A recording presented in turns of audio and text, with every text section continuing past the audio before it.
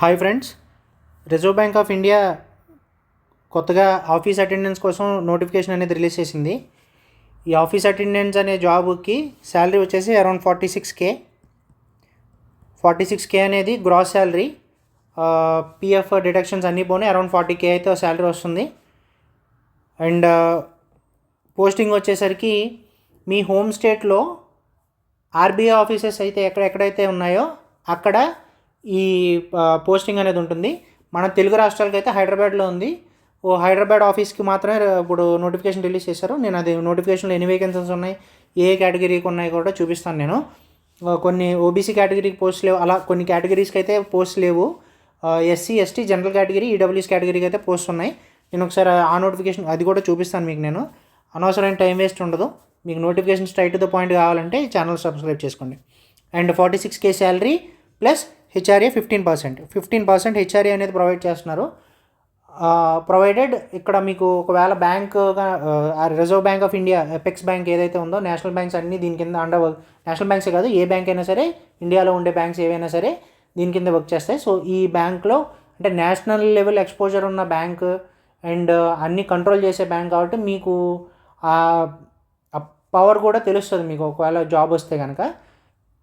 So salary కూడా మంచి salary మీకు ఇక్కడ హైదరాబాద్లో పోస్టింగ్ ఉంటుంది. 46K salary plus HRA. ఒకవేళ బ్యాంక్ అకామిడేషన్ అనేది ప్రొవైడ్ చేయలేకపోతే కనుక 15% మీకు హెచ్ఆర్ఏ, 15% ఆఫ్ బేసిక్ పే మీకు హెచ్ఆర్ఏ కూడా ప్రొవైడ్ చేస్తారు. సో ఇది టోటల్గా శాలరీ గురించి. మీ అప్లికేషన్ అనేది టోటల్గా ఆన్లైన్ ప్రొసీజర్లో ఉంటుంది. ఒక ఎగ్జామ్ ఒకటే ఉంటుంది. RBI.org.in ఈ వెబ్సైట్లోకి వెళ్ళి మీరు ఈ నోటిఫికేషన్ చూడొచ్చు.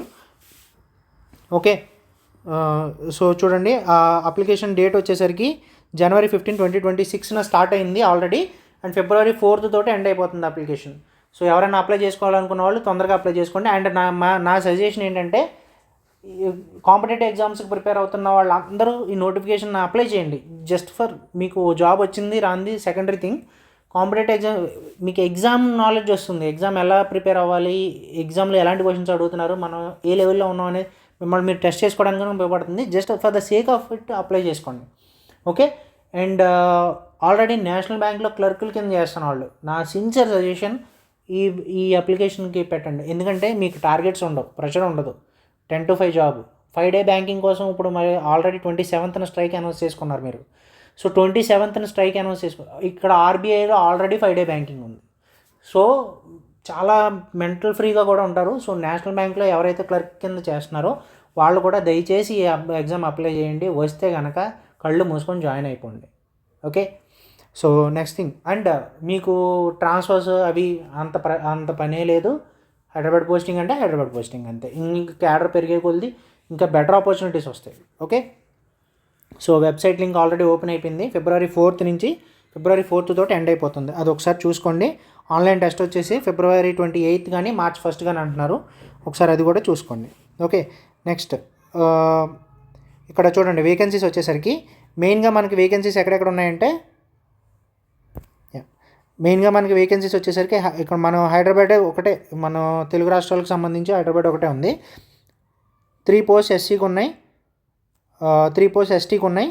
చెప్పాను కదా ఓబీసీకి లేవని. అండ్ నెక్స్ట్ ఈడబ్ల్యూఎస్ వచ్చి 3 ఉన్నాయి. జనరల్ కేటగిరీకి 27 ఉన్నాయి. టోటల్గా 36 పోస్ట్ ఉన్నాయి. తర్వాత అన్ని పీడబ్ల్యూడీ. ఇక్కడ ఈ బ్రాకెట్లో ఉన్న 1, బ్రాకెట్లో ఉన్న 2 ఏంటంటే అవి ఉమెన్ రిజర్వేషన్ అనుకుంటున్నారేమో, కాదు. అవి బ్యాక్లాగ్ పోస్ట్, అంటే లాస్ట్ ఇయర్ ఫిల్ అవ్వని పోస్ట్, అలాంటి బ్యాక్లాగ్ పోస్ట్. సో అవి అందరూ ఎలిజిబుల్లే. సో 3 పోస్ట్ ఏమో అవి, 3 పోస్ట్ ఏమో ఇవి, ప్లస్ టోటల్గా ఓవరాల్గా అన్నీ కలుపుకొని 36 పోస్ట్ అయితే ఉన్నాయి. సో మంచి నెంబరే. అప్లై చేసుకోవాలనుకున్న వాళ్ళు అప్లై చేసుకోండి. ఓకే, అండ్ ఓబీసీ పోస్ట్ లేదు, బట్ వీళ్ళు మెన్షన్ చేసింది ఏంటంటే ఓబీసీలో నాన్ క్రిమి లేయర్ అయితేనే ఓబీసీ కేటగిరీలోకి రండి, ఈ అప్లై చేసుకోండి. జనరల్ కేటగిరీ క్రిమి లేయర్లోకి వస్తే ఓబీసీ ఎన్సీఎల్ సర్టిఫికేట్ ఉంటుంది కదా. సో ఓబీసీ ఎన్సీఎల్ సర్టిఫికేట్ అనేది లేకపోతే జనరల్ కేటగిరీలో అప్లై చేసుకోండి అండి. సో ఎనీవే మనకు ఓబీసీ లేదు కాబట్టి అది వేరే విషయం. ఓకే, నెక్స్ట్ ఇంపార్టెంట్ పాయింట్ వచ్చేసరికి నేను ఆల్రెడీ మార్క్ చేసి పెట్టుకున్నాను. మీరు ఇంకా మిగతా అన్ని నోటిఫికేషన్ అంతా చదివి టైం వేస్ట్ చేసుకోకండి. నేను మీకు ఫిల్టర్ చేసి ఏ ఇన్ఫర్మేషన్ కావాలో ఆ ఇన్ఫర్మేషన్ ఇస్తున్నాను. ఓకే, ఏజ్ రిలాక్సేషన్ ఇది ఒకసారి చూసుకోండి. జనరల్గా అన్ని ఎగ్జామ్స్కి ఉన్నట్టే ఎస్సీ అయితే 5 years, 30 years. ఓకే, మామూలుగా అయితే 18 to 25 years. ఈ ఎస్సీ ఎస్టీ కేటగిరీకి వస్తే మాత్రం ఒక 5 years ఏజ్ రిలాక్సేషన్ ఉంది. ఓబీసీకి 3 years ఏజ్ రిలాక్సేషన్ ఉంది. బట్ ఓబీసీ అనేది మనకు లేదు కాబట్టి వదిలేండి. సో 18 to 25 years ఏజ్ మధ్యలో ఉన్న వాళ్ళే అప్లై చేసుకోవాలి. ఇంకా డిసేబిలిటీ స్పెషల్ ఏబుల్డ్ పర్సన్స్కి అయితే 10 years అనమాట. ఓకే, జనరల్ అయితే 10 years, category SC ST category అయితే 13 years వరకు ఏజ్ రిలాక్సేషన్ ఉంది. ఓకే, నెక్స్ట్ ఎగ్జామ్ ప్యాటర్న్ వచ్చేసరికి మొత్తం 4 sections ఉన్నాయి. Reasoning, general English, general awareness, numerical ability. 30 questions, ప్రతి సెక్షన్ 30 marks. టోటల్ ఎగ్జామ్ వచ్చేసరికి 90 minutes, 120. సో కట్ ఆఫ్స్ కూడా చెప్తున్నాను నేను, కట్ ఆఫ్ కూడా చాలా ఎక్కువ ఉంటుంది కట్ ఆఫ్, ఎందుకంటే తక్కువ పోస్ట్ ఉన్నాయి, జోనల్ వైజ్ కాంపిటీషన్ కాబట్టి కట్ ఆఫ్ కూడా ఎక్కువే ఉంటుంది. బట్ నేను చెప్తున్నాను కదా, ఎగ్జామ్ ఇవ్వడం అనేది వర్త్. ఎప్పుడైనా సరే రియల్ కాంపిటీషన్లోకి వెళ్ళినప్పుడు మన ఎగ్జామ్లో మన ఆలోచన ఎలా ఉందనేది తెలుసుకోవాలంటే ఇలాంటి ఎగ్జామ్స్ రాస్తేనే మనకు ఒక ఐడియా వస్తుంది అనమాట. మీకు జాబ్ వచ్చిందా లేదా అనేది పక్కన పెట్టండి, ముందైతే ఈ ఎగ్జామ్కి ప్రిపేర్ అవ్వండి, ఎగ్జామ్ ఇవ్వండి, ఒకసారి చూడండి. తర్వాత లాంగ్వేజ్ ప్రొఫిషియన్సీ టెస్ట్, ఖచ్చితంగా లోకల్ లాంగ్వేజ్ వచ్చి ఉండాలి. లాంగ్వేజ్లో రాకపోతే మీ లోకల్ లాంగ్వేజ్ రాకపోతే తర్వాత వీళ్ళు వెబ్సైట్లో మెన్షన్ చేస్తారు, బట్ లోకల్ లాంగ్వేజ్ అనేది కంపల్సరీ వచ్చి ఉండాలి. లోకల్ లాంగ్వేజ్ అనేది కంపల్సరీ అంటే మనకి తెలుగు రాష్ట్రాలు అయితే తెలుగు వచ్చి ఉండాలి, అది వాళ్ళ ఉద్దేశం అనమాట. ఎగ్జామ్ సెంటర్స్ చెప్పాను కదా, శాలరీ ఇక్కడ ఇది 24,046 అన్నా, ఇక్కడ 24 ఉందంటే ఇది బేసిక్ పే. చెప్పాను కదా 15% ఆఫ్ బేసిక్ పే హెచ్ఆర్ఏ కూడా ఉంటుందని, అది ఇక్కడ మెన్షన్ చేశారనమాట. సో 15% ఆఫ్ బేసిక్ పే ఉంటుంది. టోటల్గా గ్రాస్ శాలరీ వచ్చేసరికి 46,000 ఉంటుంది. కటింగ్స్, పిఎఫ్ డిడక్షన్స్ అవి ఇవి పోను అరౌండ్ 40K దాకా శాలరీ వస్తుందన్నమాట.